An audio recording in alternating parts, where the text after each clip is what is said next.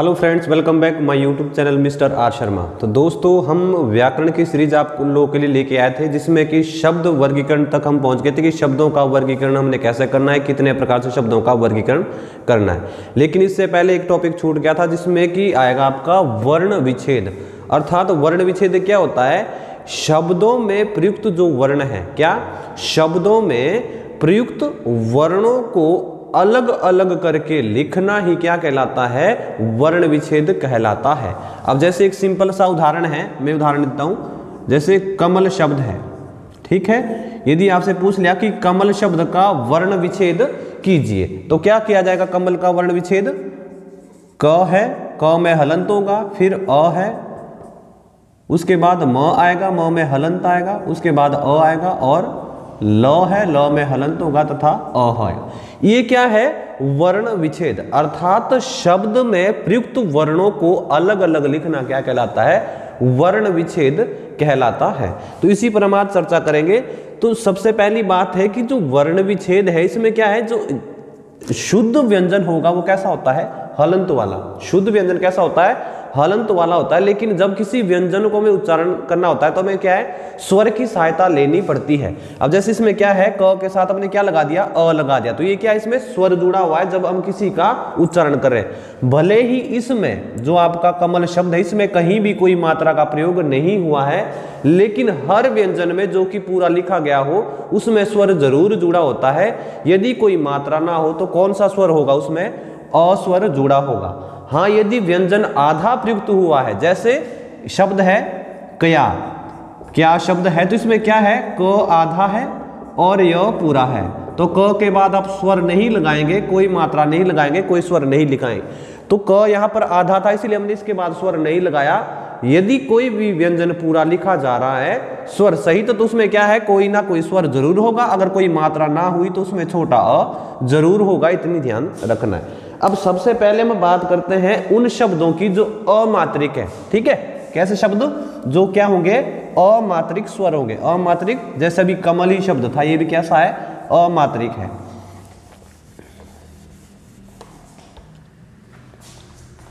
सबसे पहला शब्द जैसे कमल ले लिया था अभी हमने, या रजत शब्द है, ठीक है। रजत शब्द। अब रजत शब्द में कोई भी मात्रा नहीं जुड़ी है। अब इसका वर्ण विच्छेद कैसा किया जाएगा? र है, र में हलंत लगा दिया। तो मैंने बता दिया जब कोई भी व्यंजन पूरा लिखा होगा उसमें स्वर जरूर है अ। ज है, ज में हलंत, उसमें अ अलग निकाल दिया। त है, त से त में हलंत लगा के अ अलग कर दिया।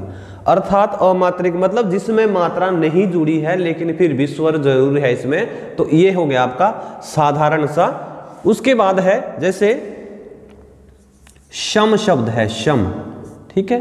अब शम शब्द क्या होगा? श हलंत वाला, इसमें अ है, फिर म है, म में अ जोड़ दिया। अर्थात ये हो गया आपके अमात्रिक शब्द जिसमें कोई मात्रा नहीं है, उनका वर्ण विच्छेद कैसे किया जाता है। उसके बाद मैं आपको एक दो और बता दूं जिसमें मात्राएं जुड़ी हो। जैसे राम, राम में क्या होगा? र में हलंत लगा के बड़े आ की मात्रा तथा म में अ आएगा, ठीक है। या आपके पास कोई ई वाली मात्रा आती, जैसे विकास, विकास, इसमें क्या होगा?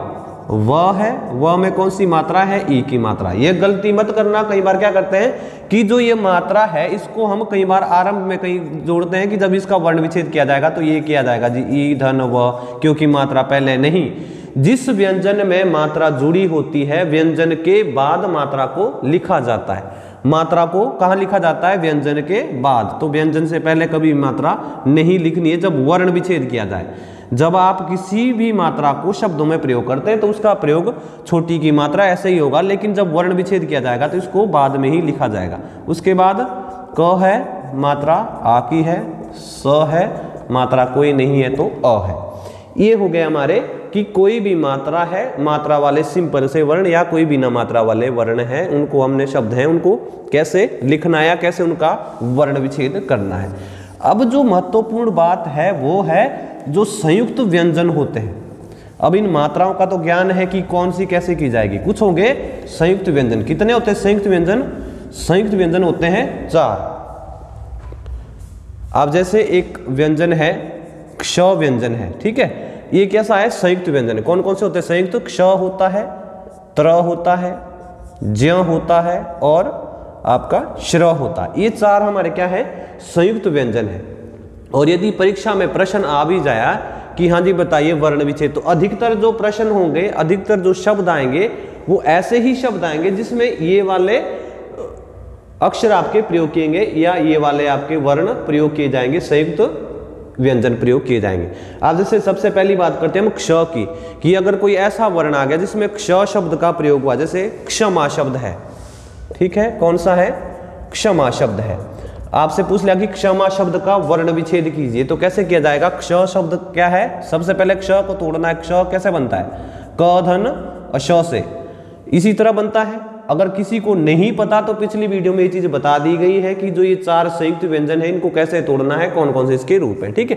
तो जो क्ष है इसमें क्या होगा, क धन श, उसके बाद क्या है इसमें अ की मात्रा है, धन म है और आ जुड़ा है। उसी तरह त्र वाला कोई आ गया, जैसे चित्र,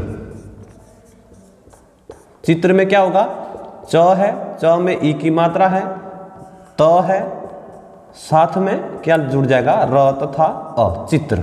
उसके बाद है ज्ञानी, जैसे ज्य शब्द है, ज्य से क्या बन सकता है, विज्ञान या विज्ञान जिसे हम कहते हैं विज्ञान। इसमें क्या होगा, व धन ई की मात्रा, धन ज धन अय, धन मात्रा कौन सी है, आ की, और उसके बाद न तथा अ की मात्रा। ये चीज क्यों जुड़ रही है, ज धन अय, क्योंकि जो ये मेल है वो किसका है, संयुक्त व्यंजन है, वो इसी रूप से बनते हैं। अब जैसे आपका क्ष है, कैसे बनता है, क धन श से बनता है, त्र है त धन र से बनता है, ज्य है ज धन अय से बनता है, और श्र है वो श धन र से बनता है। तो उसी तरह आपके श्र वाला शब्द आ गया कोई, जैसे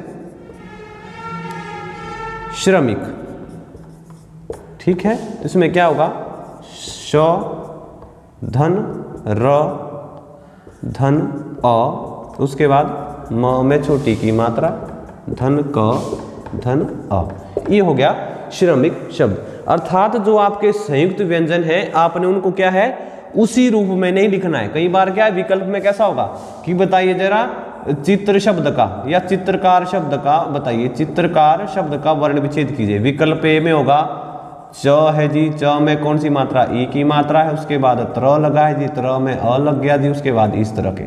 दूसरे में भी आपका कुछ इसी प्रकार से दिया होगा। तो जहां पर ये चीज ध्यान देखनी है कि जहां पर भी संयुक्त व्यंजन आ गया उसको तोड़कर लिखना है, ना कि उसी को उसी रूप में लिखना है, पहली बात। और दूसरी बात क्या है कि जो संयुक्त स्वर होते हैं उनको तोड़ना नहीं है। क्या है, जो स्वर होंगे उनको तोड़ना नहीं है, जो व्यंजन है उनको तोड़कर लिखना आवश्यक है। अब जैसे स्वर की बात कर रहा हूं मैं, अनैतिक है या नैतिक शब्द है, ठीक है, नैतिक शब्द है।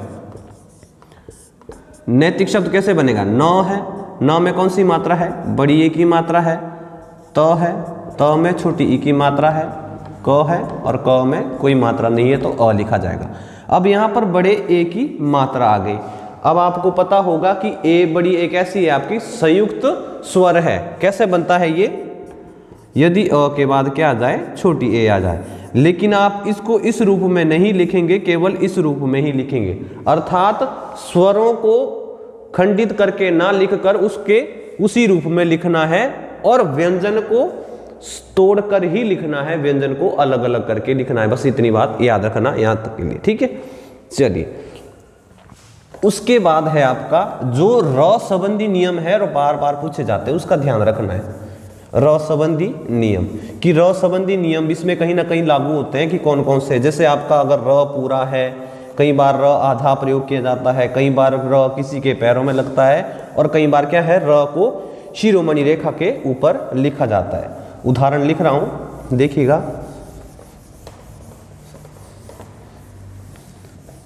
मैं यहां र के र वाले 3 शब्द लिख रहा हूं। पहला शब्द लिख रहा हूं, पहला शब्द है कार्य, दूसरा शब्द है क्रम, और तीसरा शब्द है ट्रक, ठीक है। 3 शब्द लिख रहा हूं फिलहाल मैं र संबंधी नियम के। एक चल चौथा लिख दिया जाए कोई, जैसे कोई और शब्द हो गया रामायण, ठीक है जी। अब आप लोगों ने क्या ध्यान देना है, ये जो चारों शब्द लिखे हैं मैंने, इन चारों में र लगा हुआ है लेकिन भिन्न भिन्न रूपों में लगा हुआ है, तो आपको इसको कैसे तोड़ना है वो चीज देख लो। सबसे पहला है कार्य। जो कार्य शब्द है कैसे बनेगा, क है, क में बड़े आ की मात्रा लगी है, कार्य। उसके बाद क के बाद शब्द आपको वर्ण कौन सा दिख रहा है, य दिख रहा है, लेकिन उच्चरित कौन सा हो रहा है, र उच्चरित हो रहा है। तो क के बाद कौन सा है, र वर्ण आएगा, लेकिन र ये आधा है। जो शिरोमणि रेखा के अगर कोई भी आपको र दिखता है शिरोमणि रेखा के ऊपर तो क्या है, र आधा होता है वहां पर। और ध्यान रखना है कि जो शिरोमणि रेखा के ऊपर र है, जिस व्यंजन के ऊपर लगा होता है उससे पहले उसका प्रयोग किया जाता है। अब जैसे कार्य शब्द है तो र यहाँ पर पहले आएगा, आधा है तो आप इसमें स्वर नहीं लगाएंगे, उसके बाद य लिखेंगे, य में हलंत लगा के अ। ये हो गया पहले वाले र। इसको बोलते हैं, अगर हिंदी वाले कोई विद्यार्थी देख रहे होंगे, इसको बोलते हैं रेफ, र का रेफ होना। अर्थात जब हम र को शिरोमणि रेखा के ऊपर लिखते हैं तो इसे बोलते हैं र का रेफ। दूसरा वर्ण है क्रम। अब क्रम शब्द कैसे लिखे जाएगा, क्रम होगा, क है, उसके बाद क्या आएगा र, र में अ की मात्रा, मात्रा तो स्वर नहीं है लेकिन स्वर लिखा जाएगा, म में कौन सा है, अ स्वर जुड़ा जाएगा। तो ये हो गया दूसरे वाला। अब यहां देखिए, यहां मैंने क्या है, क के बाद स्वर नहीं लिखा, डायरेक्ट र लिखा। क्यों, क्योंकि ये र का नियम है।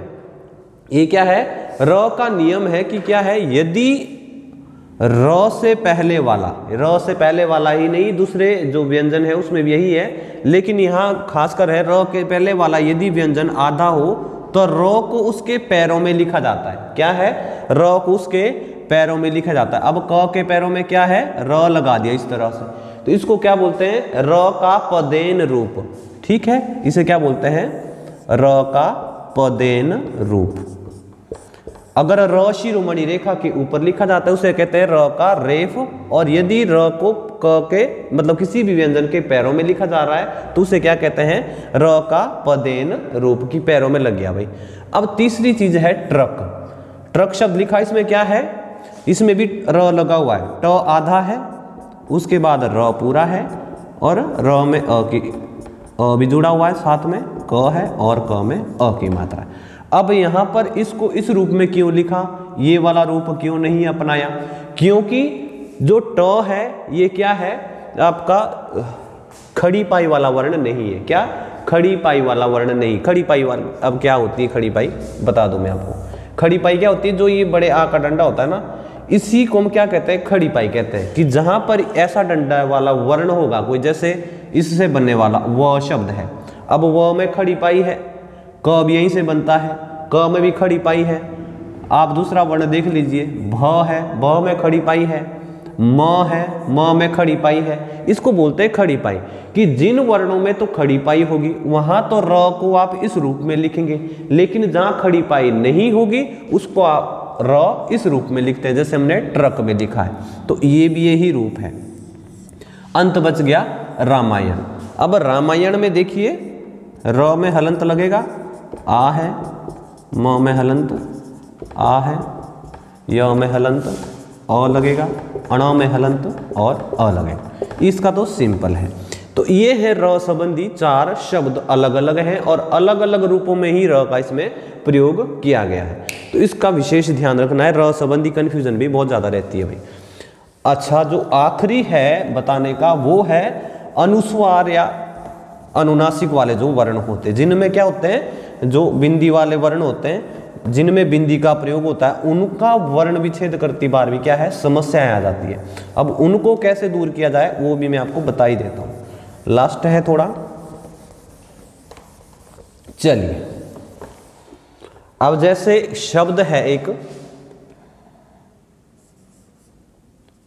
चंचल, ठीक है, चंचल शब्द है, गंगा शब्द है, गंगा शब्द है, ठीक है, संविधान शब्द है, संविधान शब्द है। ये है क्या आपके जिनके ऊपर क्या है, बिंदी लगी होती है, अनुस्वार लगी होती है, वो आपके शब्द हैं, ऐसे शब्द। ठीक है, तो इनका जब आप वर्ण विच्छेद करोगे तो कैसे किया जाएगा, या इनमें किन बातों का ध्यान रखना है।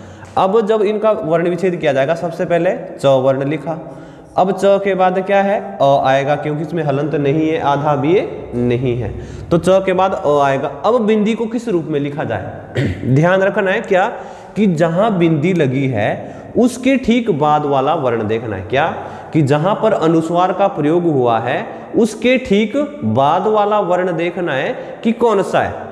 यदि वो वर्ण कैसा हुआ, वर्गीय वर्ण हुआ। कैसा, यदि वो वर्ण कैसा हुआ, वर्गीय। वर्गीय बोले तो जो आपके वर्ग होते हैं, क वर्ग, च वर्ग, ट वर्ग, मतलब जिसको हम स्पर्श व्यंजन भी कहते हैं, कि स्पर्श व्यंजन। यदि क्या है, अनुस्वार के बाद वाला वर्ण कैसा हुआ, वर्गीय वर्ण हुआ, तो उसी वर्ग का पंचमाक्षर इसमें प्रयुक्त होगा। अर्थात यहां पर क्या होगा, बिंदी के बाद वाला वर्ण कौन सा है, च, तो इस वर्ग का पंचमाक्षर इसमें प्रयोग किया जाएगा। च वर्ग का पंचमाक्षर क्या होता है, च, छ, ज, झ, अय, तो ये वाला च वर्ग का पंचमाक्षर है। हलंत वाला इसमें स्वर नहीं जुड़ेगा। उसके बाद च आएगा, च में अ आएगा, फिर ल है, ल में अ आएगा। इस तरह से इसका विच्छेद किया जाएगा। दूसरा है गंगा शब्द। अब गंगा कैसे लिखा जाएगा, ग है, ग में हलंत लगा दिया, अ लिख दिया। अब बिंदी के बाद क्या आ रहा है, ग ही आ रहा है, और ग किस वर्ग का है, क वर्ग का, तो क वर्ग का पंचमाक्षर कौन सा है, ग, क, ख, ग, घ, ग, तो आप क्या लिखेंगे, ग हलंत वाला, उसके बाद स्वर नहीं जोड़ेंगे, उसके बाद ग लिखेंगे दोबारा और आ की मात्रा। ठीक है जी। अब तीसरा है संविधान, इसको भी करने का प्रयास कीजिए, स कीजिए, स में अ आएगा। अब देखिए कि बिंदी के बाद कौन सा वर्ण आ रहा है, बिंदी के बाद आ रहा है व वर्ण। ये वर्गीय नहीं है, यह तो अंतस्थ व्यंजन है, य, र, ल, व, श, श, स, ह। अर्थात ये क्या है, वर्गीय वर्ण नहीं है, ये कैसा है आपका अंतस्थ व्यंजन है। जहां पर वर्गीय वर्ण ना होगा वहां पर बिंदी को आप स्वर के ऊपर ही लगाएंगे। जहां आपकी बिंदी लगी है उस व्यंजन में जो स्वर है उसी स्वर के ऊपर बिंदी का प्रयोग किया जाएगा। उसके बाद व आएगा, व में छोटी ई की मात्रा, फिर ध आएगा, ध में बड़े आ की मात्रा, फिर न आएगा और न में अ जुड़ जाएगा। ये है आपके कुछ नियम कि आपको कैसे इनका ध्यान रखना है। हाँ, यदि कोई क्या आ जाए, कई बार और जैसे चंद्र बिंदु आते हैं, जैसे चांद शब्द है, जब आप इसका विग्रह करेंगे तो च है, धन, आ है। अब बिंदी के यहाँ बिंदिनिया चंद्र बिंदु है तो इसको आप चंद्र बिंदु ही लिखेंगे इस तरह पूरा। इसमें आप ये नहीं देखेंगे उसके बाद वाला वर्ण कौन सा है, तो इसमें क्या देखेंगे आप, केवल इसके ऊपर स्वर के ऊपर ही लगा देंगे बिंदी, और उसके बाद द है, द के बाद अ है। तो ये है भी छोटी सी चीज है, लेकिन अगर प्रश्न आ गया तो गलती ना करना, 1 नंबर ये भी आप लोगों के लिए पक्का है। तो छोटी सी चीजें लेकिन आपके लिए फायदेमंद रहेगी। तो जय हिंद, जय भारत, बनते रहिए मिस्टर आर शर्मा के साथ।